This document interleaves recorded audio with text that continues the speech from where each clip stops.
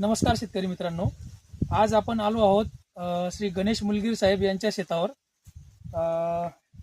त्यांनी केळी लागवडीचे अतिशय उत्तमरित्या आता नियोजन केलेलं आहे. 8 दिवसात त्यांची रोपं लागवड होणार आहे. आजची तारीख आहे 23 मार्च 2025.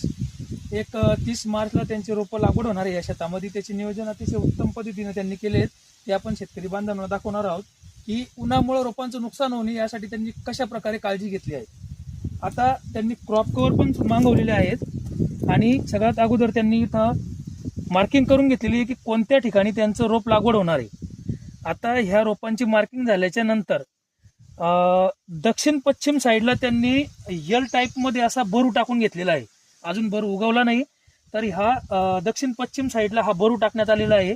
आणि त्यानंतर रोपं लागवड झाल्याच्या नंतर ते क्रॉप कव्हर सुद्धा ह्या बागेमध्ये त्या रोपांना उन्हापासून त्याचं नुकसान होणे म्हणून त्याला ते क्रॉप कव्हरची संरक्षण देणार आहे.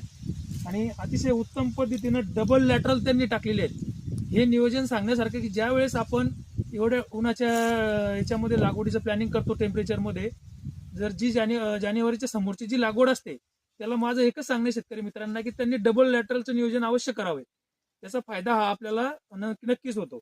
आता शिंदे सर तुम्हाला दाखवत आहेत की कशा पद्धतीनं डबल लॅटरल, आणि अगोदरच ते आता बरूसाठी डबल लॅटरल चालू करून बेड पूर्णपणे भिजवून घेत आहेत आणि त्यानंतर ते लागवड करणार आहेत. पुढील माहिती शिंदे सर देतील. शिंदे सर, नमस्कार. याच्यामध्ये आपण काय प्लॅनिंग केलंय की पहिले बेड मारून घेतला.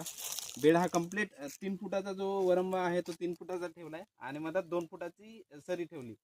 म्हणजे भविष्यामध्ये आपल्याला समजा अंतर्मशागत करायचीच नाही या रानामध्ये, त्यामुळे आपण प्रॉपर आता बेड जो आहे तो 3.25 फुटाचा करून 3 फुटाचा केला. आणि हाईट जी आहे ती 8 ते 9 इंचापर्यंत गेली. जमिनीच्या मापदुरानुसार आपण कमी जास्त तिला करू शकतो. बेड एकदा का फायनल झाला किंवा झाडाला आपल्या झाडाच्या मुळाला आपण डिस्टर्ब नाही करू शकत, त्या पद्धतीने आपण हे सगळं नियोजन केलं. डबल ड्रिप टाकून अशा पद्धतीने केलंय आपण.